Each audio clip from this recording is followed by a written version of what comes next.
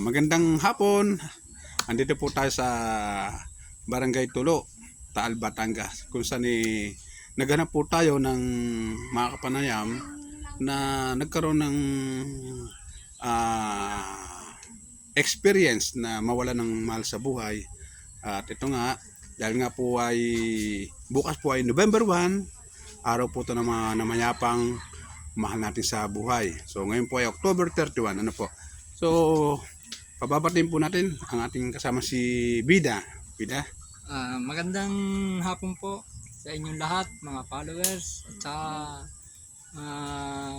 kaibigan natin dyan. Okay.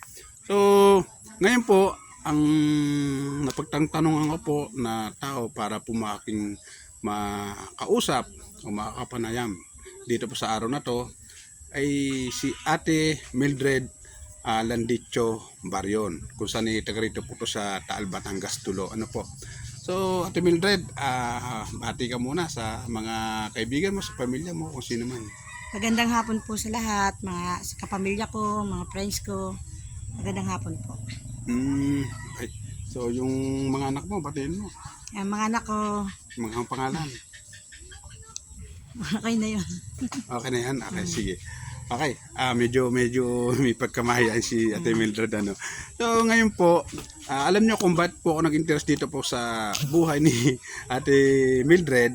Gawa ng medyo doble pasakit po ang nangyari sa kanya. Nawala na po siya ng mahal sa buhay. Tapos po, nagkaroon pa po ng kalamidad dito po sa ating bayan ng Taal. So, kukunin lang po natin yung kwento ng buhay ni Ate Mildred. Ate Mildred, ngayon ilang taong ka na? 53 po. Ang buhay ba ng isang Mildred ay noong bata, teenager, ano ba natatandaan mo? Ikwento mo naman sa amin ng konti. Ako nag-asawa ng 17 years old. Ah, So, anong naging trabaho mo before na ikaw ay nag-asawa? nag-aaral ako. Ngayon, nag-asawa kaagad ako. Kaya ako hindi nakapagtapos. Kasalanan ko lahat. Hindi. Walang may kasalanan, nagmahal ka lang. Hindi, ganito. Nung ikaw ay, ano ba, di ba nakikita mo naman yung kabuhayan ng iyong ama, yung magulang. Ano ba ang kabuhayan ng iyong magulang? Napakahirap ng buhay. Nagtitinda-tinda lang. Anong tinitinda? Ice cream. Ng tatay mo? Oo. Yung nanay mo? Nagtitinda rin sa mga lugar-lugar. Nagtitinda ng mga pabango, ganun. Bali parang vendors sa kung saan sa napunta. No? So, ilan ba kayo magkapatid? 4. Pangilan ka? Pantatlo. Pantatlo. Ilang babae yan? 3 babae, 1 lalaki. Okay. So, ganito, yung bang buhay ng isang Mildred noong bago mag-asawa, ano ba yung mga na-experience mong trabaho? Naging nananahi na ako, nagtitinda ako ng mga itlog, gano'n. Anong tinatahi mo? Mga manik at sequence yung mga pangkasal, tatahi ko yun. Yung sa Taal na, okay. So, ganito, nung ikay mag-asawa na, ano naman yung naging kapalaran mo? Ano ba yung naging kwento mo nung ikay may nagkaasawa na 17 years old? Okay. Ini-expect ko na ako yung mag-asawa, magiging maginawa ang buhay ko, pero isipin, dubling pasakit dahil napakabata akong nag-asawa bago mahirap yung naging asawa ko. Ngayon, dumami pa yung anak ko. Naging 7. 7 yung anak mo na binuhay yung mag-asawa. Oo. Pero ikaw ay anong natapos mo nga? 4th year high school po. 4th year high school. So ngayon, yung asawa mo nakapagtapos din pa? Hindi, grade 6. Grade 6, okay. So ganito ano yung naging motivation ng mag-asawang Mildred sa pamilya para mabigyan ng magandang kinabukasan? Nung una po, yung asawa ko, nagtitinda ng tsinelas pero hindi sumasapat. Tapos nagtabas siya ng tubo. Ngayon, sa pagtatabas ng tubo, hindi pa natatabas. Kulang pa, nakain na namin. Kaya nakaisip ako magtinda-tinda. Itinulungan ko siya. Yun, doon kami nagumpisa. Anong tinitinda mo? Mga gulay, isda, nagbabaryo-baryo, may sunong po akong bilao para ko lang matulungan ang asawa ko at mabuhay ko yung marami kong anak. Na 7. Lima pa noon. Okay. Lima pa nung nandito kami sa... Anong buhay pa yung asawa Anong buhay mo? pa asawa ko ni 5. Tapos, nung kami ng ibang lugar, saka naging 7. Okay. Kasama ko rin ang asawa ko noon. Hindi, ibig kong sabihin, bago pumutok ang bulkan, kayo muna ay nag-ibang lugar. Yung mga bata pa yung mga anak ko, nag-isip ako ng ibang hanap buhay. Tinulungan ako ng aking kamag-anak, aking mga kapatid, magulang, para lang kami makaalis dito. Nag-umpisa kami magnegosyo. Siyempre, nag-umpisa kami sa konti, hanggang sa lumaki ng konti. Pero yung ibig kong sabihin, yung partner mo ay wala na nung kayo nag-ibang bayan na. Hindi, andun pa. Dahil Kasama. maliliit pa. Doon ko na napapalaki yung aking mga anak. Okay. So, ibig sabihin, umalis kayo sa bayan ng Taal para hanapin ang swerte ng buhay. Yung ganun. Tapos, nung kayo bumalik dito sa Taal, ano namang year? Year 2018. 18. So, ngayon, mga malalaki na yung anak mo? Yung panganay mo, may sakit na, kaya kami bumalik. Ilang taon na yung anak mo na panganay? Nung year na yun?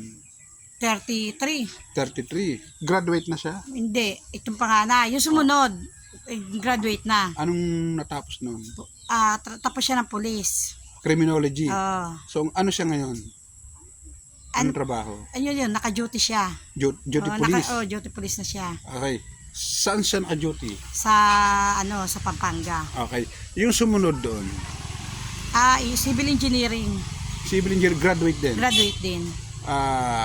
Nakapasa na siya? Hindi pa. Okay. Postgraduate? Yung pang-apat? Yung pang-apat.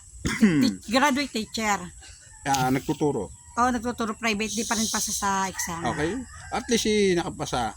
Naka-graduate na. Yung panlima? Graduate ng IT. IT, saan nag-aaral? Sa Pampanga rin. Lahat Pampanga? Yung pang-anim? Pang-anim, kasalukuyang nag-aaral siya ng first year college. 18 years old. Saan? Sa Pampanga pa rin. Okay. Yung bunso? Nag-aaral din, grade 9. Yung grade 9. So, yung lahat ng anak nito na 7, nung nabubuhay pa yung asawa mo, ilan ang napatapos ng mag-asawa? 3. After noon, nawala na siya. At ano nga ba yung istorya ng pagkawala ng asawa mo? Paano ba? Umuwi kami para magbakasyon. Ngayon, biglang namalat yung... Saan ka umuwi? Dito, sa Batangas. Sa Taal? Galing kaming Pampanga. Okay.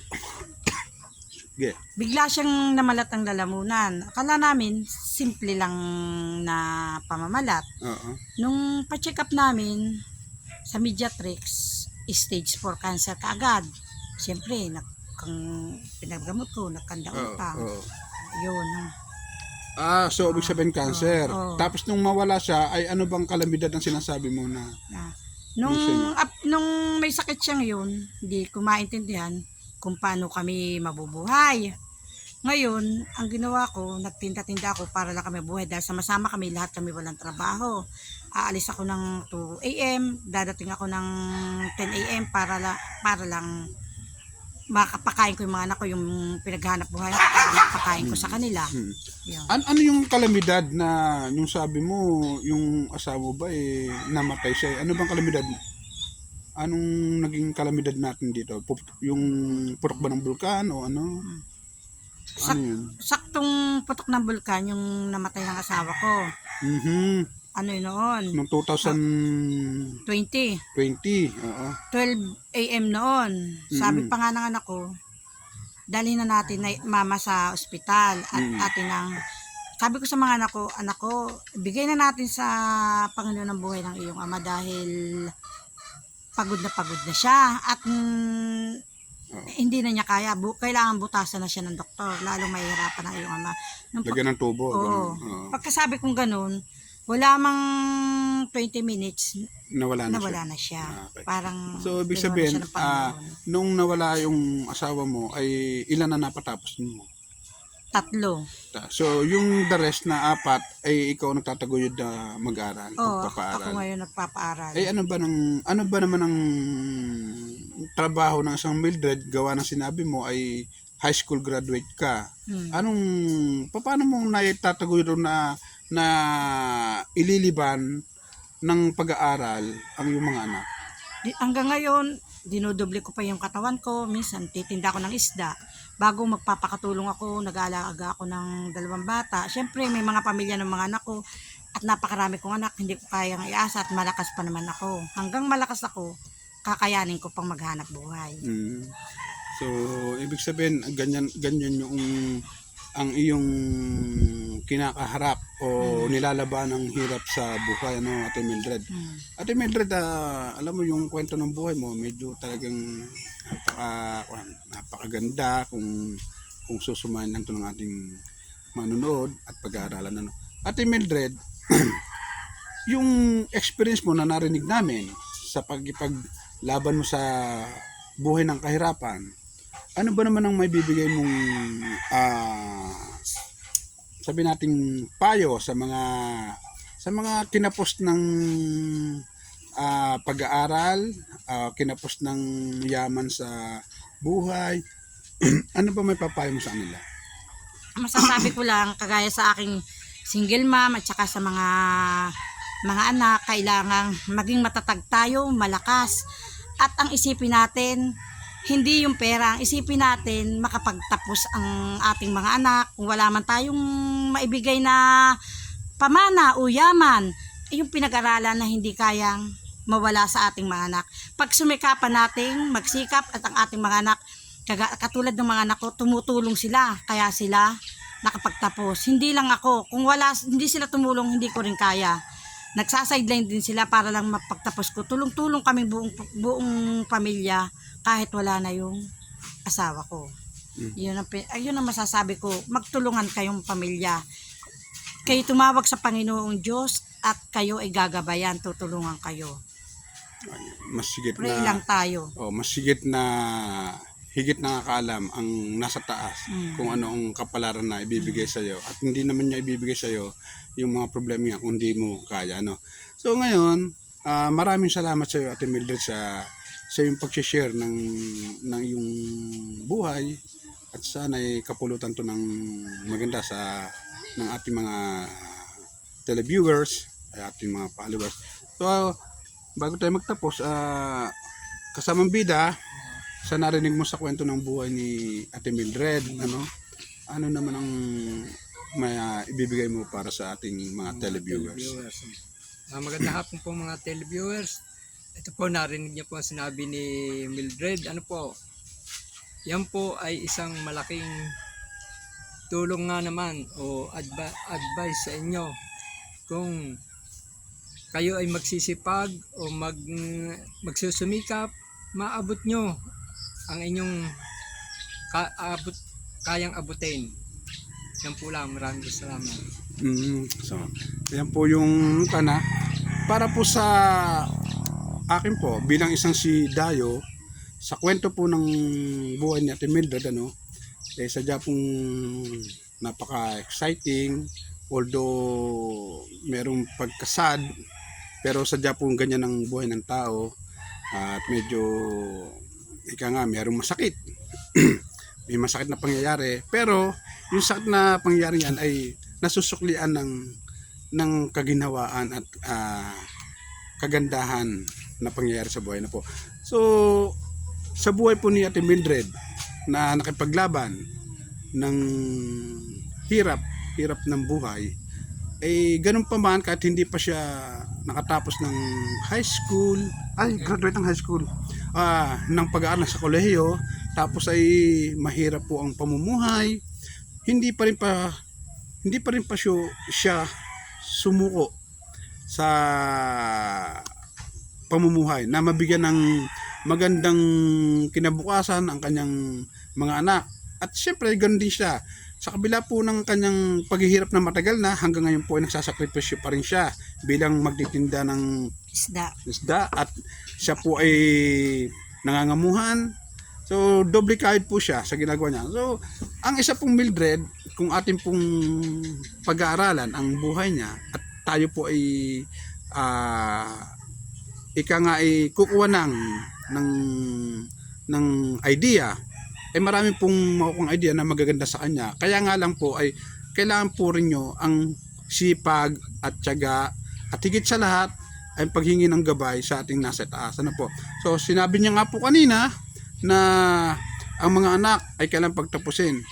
Kasi alam niyo po, kung wala man nga raw na ipamamana na yaman o pera o lupa sa iyong mga anak na maiiwan, ay yung pong kaalaman, yung pong edukasyon. Dahil yung po yung edukasyon yun ang walang pwedeng gumamit na siya lamang, yung may katawan lang. At walang pwedeng umangkin o walang pwedeng magnakaw.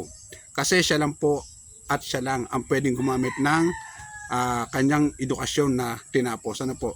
So, Ate Mildred, ako po isa sa mga humahanga sa naging tatag ng iyong loob para mabigyan mo ng magandang kinabukasan ng iyong mga anak. At sana, ipagpe-pray ko pa rin na sana yung dalawang mong anak ay mapatapos mo pa rin. At tayo naman ay hindi nag-expect. At kung sila hindi magre-response bilang sa iyong sakripisyo, maraming salamat sa kanila in advance. At siguro naman na nakikita rin natin na ikaw naman ay siguro ay natutulungan. So, Ate Mildred, isang tanong na lang, saan ba kayo nag-stay ngayon?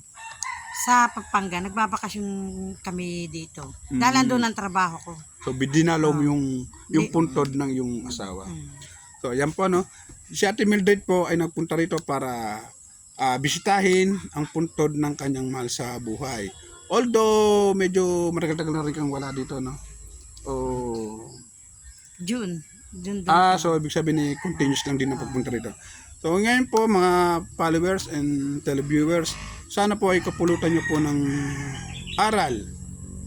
At yung pong mga hindi po pinali sa buhay na magkaroon ng yaman at edukasyon, sana po tularan po natin ng isang Ate Mildred Barion. Ano po? So, ako po si Dayo na nagpapasalamat po at sana po lagi nyo pong subaybayan ang aming pagbablog at ito po ay lesson para po sa mga taong o kaya makakuha ng idea sa mga taong kinapos ng swerte sa buhay. Ano po? So maraming pong salamat Ate Mildred. Thank you rin po. Thank you. Salamat. So sana po Salamat po. lagi nyo pong subaybayan at sana po mag-comment po kayo kung ano po man at i-share nyo na po and follow. Salamat po. Bye-bye.